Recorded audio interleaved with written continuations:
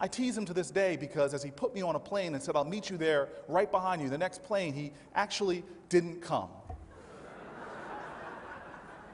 Stood me up like I was stood up the first time I met him.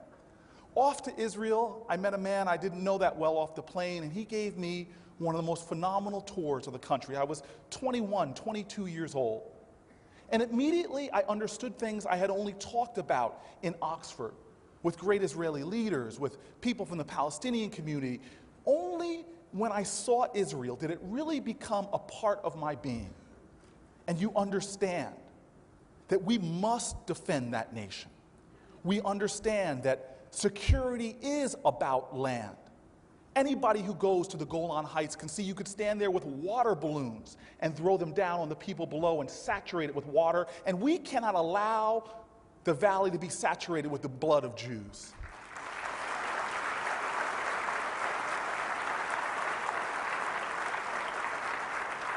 We must preserve Israel for so many reasons, not just because we have madmen like Ahmadinejad who are preaching the destruction of the Jewish people. Not only because anti-Semitism and the hatred and bigotry, which we all resoundingly condemn, is alive and well. That we must prevent madmen from getting nuclear weapons. That we must prevent viciousness and hatred of all from rising and rearing its head. People who have sworn to the destruction of a nation, of a democratic nation, of a nation that is a partner of the United States of America. But it is more than that.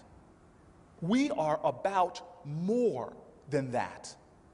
And this is what we must understand. Israel is about more than just its own defense. Its urgency is about more than just its security. That should be fundamental. That should be first, but it is about more than that. And for that, and this was the warning the rabbi put in his introduction, for that I must turn to the Parsha for the week. This is a powerful time, actually, in the Torah. The last Parsha reading of last week, this Parsha reading of this week, and the next Parsha reading. Bereshis, Noach, and Lech Lecha. These three Parsha readings, when read together, paint the larger point I'm trying to make. Parsha from last week was very clear. It was about Adam, and to me, one of the most profound stories. It says twice in the reading that we were created in the image of God. But here I was as a young boy being raised in the black church, confused about the moment where God walks in to the Garden of Eden. Adam has sinned and is feeling shame, and he's hiding naked behind bushes. And God asks this question, Adam, where are you? I couldn't understand that as a young man. Here I was asking my mom, who taught me that word omniscient, the all-knowing, the all-seeing God, couldn't see Adam up behind the bushes? And my religious leaders in my black church, and my friend Shmuley in a Chabad in Oxford, made the same point to me. Cory, God wasn't looking for the physical Adam. He knew where he was. He was asking for this man that I created in my own image, that I created as a reflection of the divine, imbued with powers and strengths. Why is he shrinking from his calling, playing small before the world? Why is he hiding from his true self? We move on to this week's Parsha reading in Noach, where God calls upon Noah to build an ark. Noah doesn't question the destruction of humanity. Noah, with allegiance, builds his ark. People are destroyed, and he sails to security. But the next Parsha reading after that, Lech Lecha, this Parsha reading is the final evolution, and it is about Abraham, or Avram, before he became Abraham. This Parsha reading is about the first Jew. This Parsha reading is about the father of the Jewish people. When he was called to sacrifice, he had a different response. But he also had a different relationship with God. He did not shrink from God's calling. He did not shrink from his destiny. He stood strong. And he had the audacity, or the chutzpah, to actually argue and fight with God. When God told him that he was going to destroy again humanity, he said, "Will not the God of justice show some justice?" When God called Abraham to be the man that he was created to be, Abraham did not shrink from that. He stood before God and said, "He ne ni, behold, here I am, O Lord, the man that you created me to be. I will not acquiesce to injustice. I will not accept even your destruction. I will fight and wrestle to create a world that is the reflection of God that you created. This is my calling." Abraham was said to be the chosen man because he kept his tent open on four sides, because he believed in this idea of a larger tent, that anyone approaching him from any background, from any faith, would see a welcoming individual. Even after he was circumcised, his blessing did not come until strangers approached them that were angels.